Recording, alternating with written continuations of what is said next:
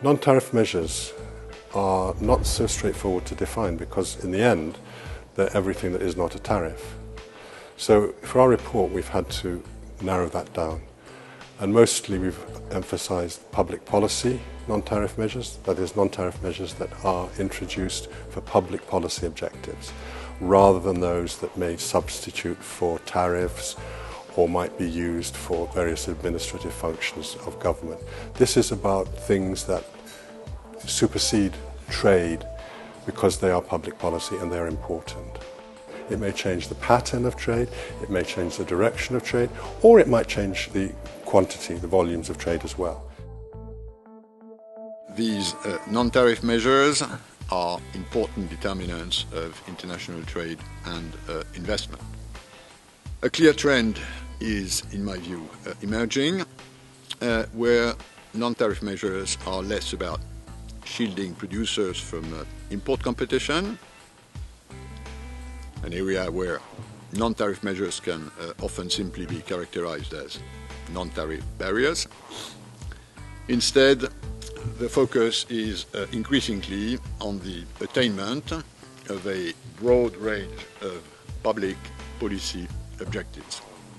You could say that we are moving from protection to precaution.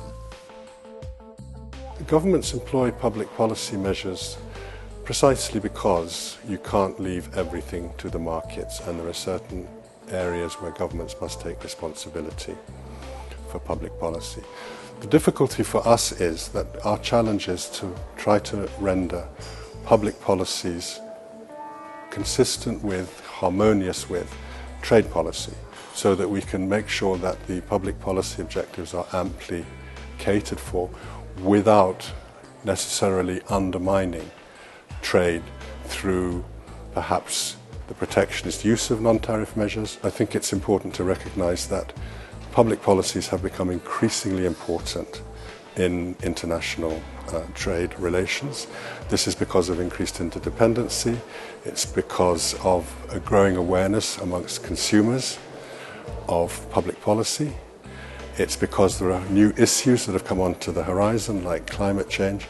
So we see an increasing concern about the public policy aspect of international cooperation. So you have the environment, which is an accepted public policy priority. They take measures to protect the environment, and some of those measures might conflict with the rules of trade. So what you need to do is find a sort of common ground between the two, a way in which trade objectives can be pursued, but also environmental objectives, and it should not at all be impossible. Containing protectionism is a vital component of a successful exit from the present difficulties affecting the world economy.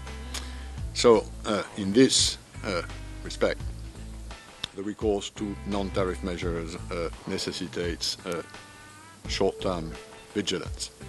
This multiplication of public policy measures raises a number of challenges for the multilateral trading system and for WTO. More transparency is needed. We know far less than we should about the existence and the effect of public policies that carry potentially significant trade effects. This means that information on the measures themselves, while necessary, is not sufficient. It is crucial to assess how much the measures diverge from each other or from international standards. We should maybe take better advantage of Article 3 of the GATT in relation to national treatment, as products may not be the same if there is a contravention with an environmental agreement or with a health regulation. The other avenue that I promoted was to think better in terms of mutual supportiveness. Mutual supportiveness means that there is a taking into account that there are several international organizations which have competence in a certain area, and there is a need for all these organizations and the member states to work together. I think it's extremely significant that this year's World Trade Report is on the subject of non-tariff measures. And it clearly, I think, indicates that we've understood that the future of trade depends on trade finding harmony with the range of public policy objectives: food safety, health, environment, employment, and many others that people care about and that governments care about.